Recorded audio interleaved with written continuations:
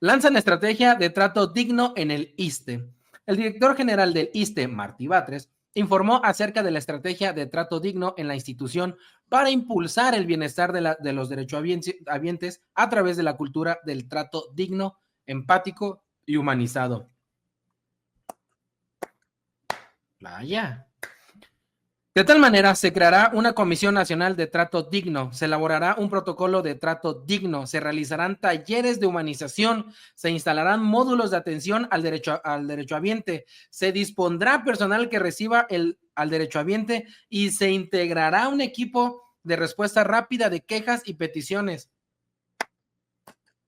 Qué bueno que se acordaron que ahí atendían humanos, digo. Qué bueno, ¿no? También se disminuirán las clínicas de primer nivel, se supervisarán de manera constante las áreas de urgencia, se evaluará periódicamente la percepción de la derechohabiencia y se dispondrá de un número de teléfono para presentar quejas. ¿Cuándo habían visto un programa de trato digno en el ISSSTE? Cuestionó la presidenta Claudia Sheinbaum. ¡Nunca! Nunca lo habíamos visto, y ni en el IMSS, ni en otras instituciones gubernamentales, doctora Claudia Sheinbaum. No, nomás en el ISSSTE. Nos tratan como, creo que al ganado lo atienden mejor que a uno, pero bueno, es que en verdad, híjole. En tanto, Eduardo Clark, subsecretario de Integración y Desarrollo del Sector Salud, dio a conocer el avance en la compra de medicamentos y asignación de nuevos contratos. Van 1,139 claves de medicamentos e insumos para salud de fuente única de patente, 954 donde se obtuvieron las mejores propuestas de licitación y 837 que se irán a subasta para conseguir los mejores precios y proveedores. Eduardo Clark aseguró que los ahorros mediante estos mecanismos de compra suman hasta el momento alrededor de 40,000 millones de pesos. La presidenta Claudia Sheinbaum refutó que se hayan comprado medicamentos durante el sexenio pasado que no hayan sido entregados a las farmacias. Pero dueños de medios de comunicación que también poseen farmacias están enojados porque les quitaron el negocio que tenían con los gobiernos neoliberales. Recordó que durante los sexenios de Vicente Fox hasta Enrique Peña Nieto había desabasto de medicamentos y todo se compraba a sobreprecio con empresas que no monopolizaban insumos y servicios de distribución. Añadió que con Andrés Manuel López Obrador se construyó un nuevo sistema de salud que hoy se está consolidando para prevenir faltas y garantizar el derecho a la salud. Pues bueno, híjole, qué asertiva anduvo la doctora Claudia Sheinbaum el día de hoy. ¿A poco habían visto eso? No, nunca lo habíamos visto.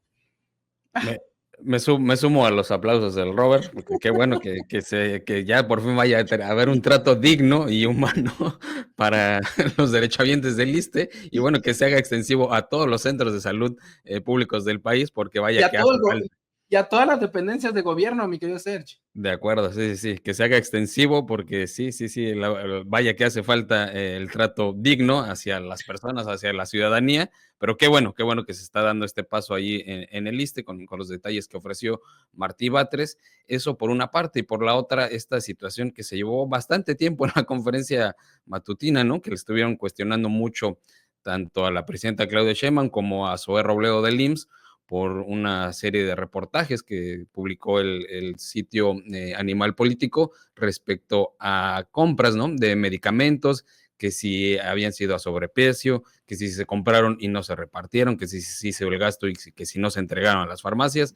Pues la doctora Claudia Sheinbaum terminó diciéndoles que estaban muy enojados estos dueños de algunos medios de comunicación porque les quitaron parte de este negocio que tenían con gobiernos neoliberales en cuanto a la distribución y entrega de medicamentos. Pues vaya que sí se llevó bastante tiempo la conferencia en este tema, ¿no, Sosimo?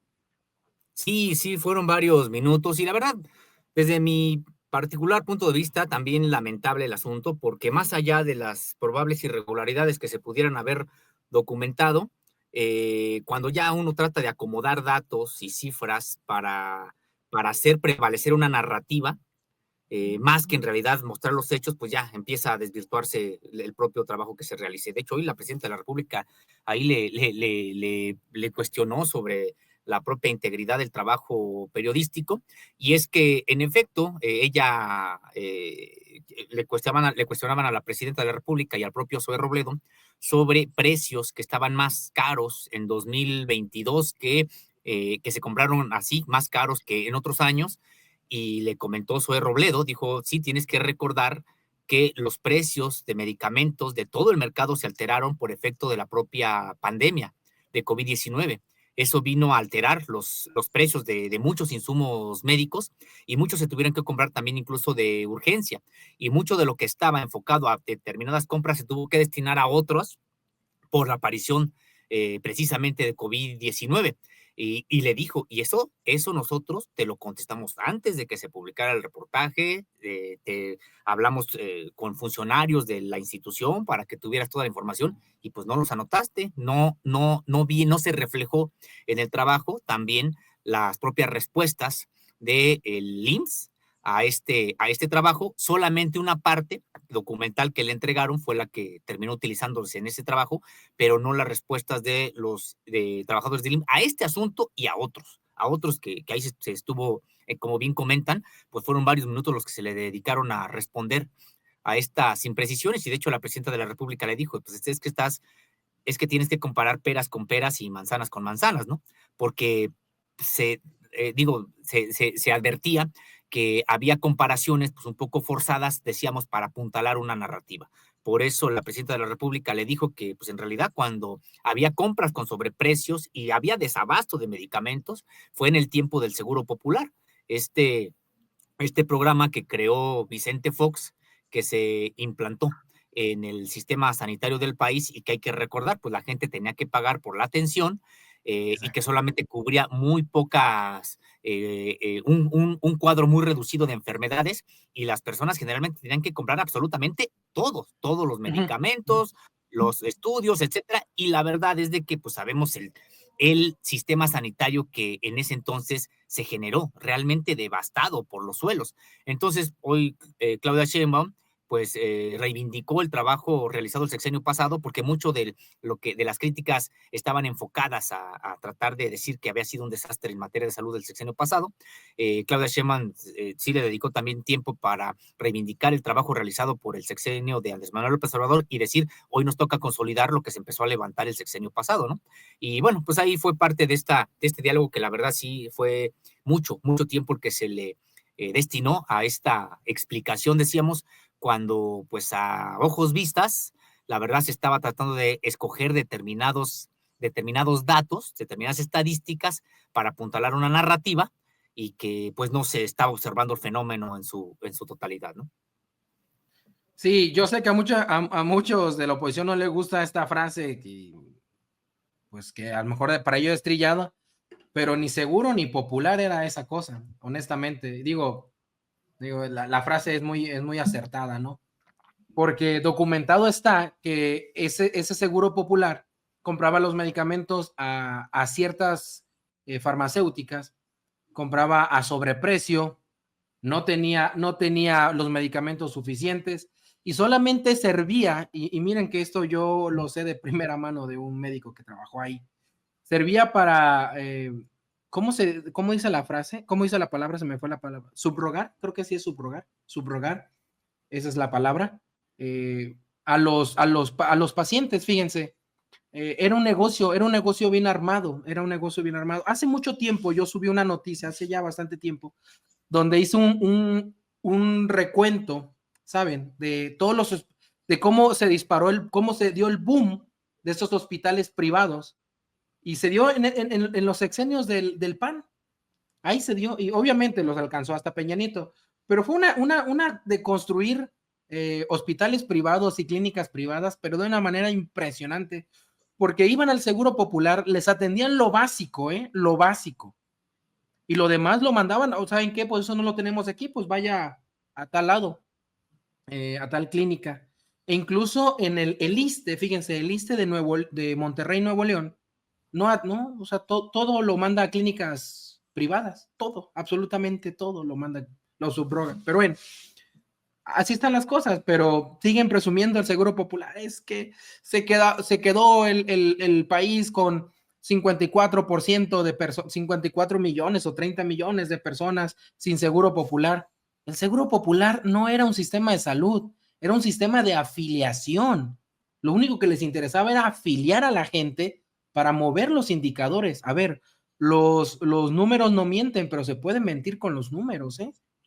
Pero estimado Roberto, aquí nada más también comentar, o sea, la verdad es de que quienes hacen o quienes añoran supuestamente al Seguro Popular, pues son personas que nunca lo utilizaron. En realidad, el Seguro Popular, digo, era una vacilada. Y mira que me duele hasta decirlo así cuando estamos hablando del asunto de la salud. La verdad es que este Seguro Popular, además, ¿por qué te tenías que afiliar? Hoy lo que se señala es, más allá de los problemas que siga teniendo el sistema de salud y que se tienen que corregir y se tiene que rescatar todavía muchísimo, pero más allá de eso es, no te tienes que afiliar a nada, eres un ser humano, tienes derecho a la salud. Es importante que vayas y que tengas un expediente clínico, determinada institución en la que te toque, etcétera, seas afiliado al IMSS o no, o al ISSSTE o no, pero es la salud un derecho, no necesitas afiliarte. Este tipo de temas rimbombantes de seguro popular, etcétera, eran mecanismos de privatización, eso es lo que tenemos que señalar, de privatización del sistema de salud.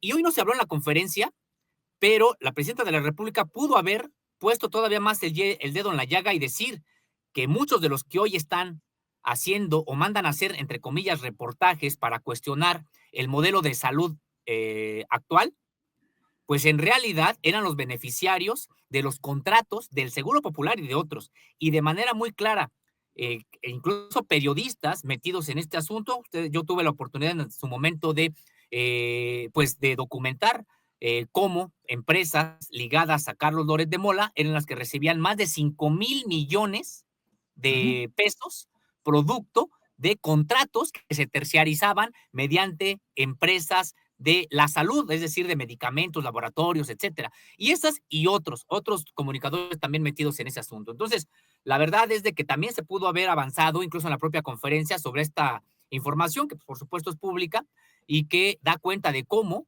empresas vinculadas con medios de comunicación también estaban vinculadas con laboratorios y una y otra se apoyaban, se apuntalaban en sus propios intereses. Entonces, también eso ocurrió y también por eso vemos este tipo de añoranzas de que regresen los contratos a estas empresas privadas, que qué bueno que los perdieron porque además ellas sí vendían y vaya que con sobrecostos. Sí, qué interesante, porque este médico que me platicó cosas me dijo que sí, ¿por qué no le invirtieron mejor al sistema, a las clínicas que son de la Secretaría de Salud? ¿Sí? ¿Por qué? ¿Por qué construir otra cosa? ¿Por qué inventarse otra cosa? ¿Por qué no invertirle al IMSS? ¿Por qué no invertirle a lo que ya se tiene, la infraestructura que ya está ahí? Pero bueno, todo a sobrecosto. Incluso nada más, así como dato rapidísimo, el mismo Donald Trump hace un par de días sacó en su red social Truth que también él va a meter ya un candado por el tema de los sobreprecios, sobrecostos en los medicamentos. Ya hasta Donald Trump dice que va a impulsar la industria nacional farmacéutica, que si allá en Japón un medicamento cuesta $20, pues en Estados Unidos también tiene que costar $20, ¿sí? Y que si cuesta $20 en Japón y en Estados Unidos cuesta $80, también allá tiene que costar $80. Nomás para que vean que también eso se está atendiendo en otros países. Pero bueno, ahí para ya no alargarnos más. Mi querido Sósimo, ¿algo más que se nos haya escapado aparte de esto de que le pusieron un tranquilizante al Julio Verdegué? ¿Qué más, amigo? Nada más comentar que se encontró en esta conferencia de prensa también David Kersenovich, quien es secretario de Salud, informó que en toda la República se ha implementado un protocolo nacional de atención médica enfocado al diagnóstico temprano de cáncer en niñas, niños y adolescentes. En el país actualmente se presenta una sobrevida de la enfermedad en esta población del 52%. La meta es llegar a más del 80%. La leucemia es el cáncer más frecuente entre los menores de edad y bueno, pues se dieron aquí algunos síntomas que se pueden presentar en los menores de edad y que sería oportuno que se comunicaran precisamente a los centros de salud de atención más cercanos porque el detectar a tiempo podría incrementar las posibilidades de sobrevida a esta enfermedad, sobre todo una población tan vulnerable como la de los menores de edad. También se presentaron las cifras consolidadas de la Semana Nacional de Vacunación. Esta semana concluyó con 2.629.698 inoculaciones aplicadas, lo que significa el 142% de la meta que se planteó. Y ojo, la vacunación no es de que ya haya concluido. Cualquier persona de cualquier sector de la población, de cualquier rango de edad, puede acercarse a su centro de salud más cercano para preguntar si es que alguna vacuna le hace falta y se la pueden precisamente aplicar. Esto es a lo largo del año. Es parte de lo que se dio en esta conferencia de prensa matutina el día de hoy, donde también incluso la presidenta de la República, pues ahí dio una explicación de cómo se vota, cómo se votará el próximo 1 de junio, con papeletas, colores, etcétera, y que dijo estará haciéndose este tipo de ejercicios a partir de la próxima semana, todos los días. Muchas, perdón. Perdón, rápidamente.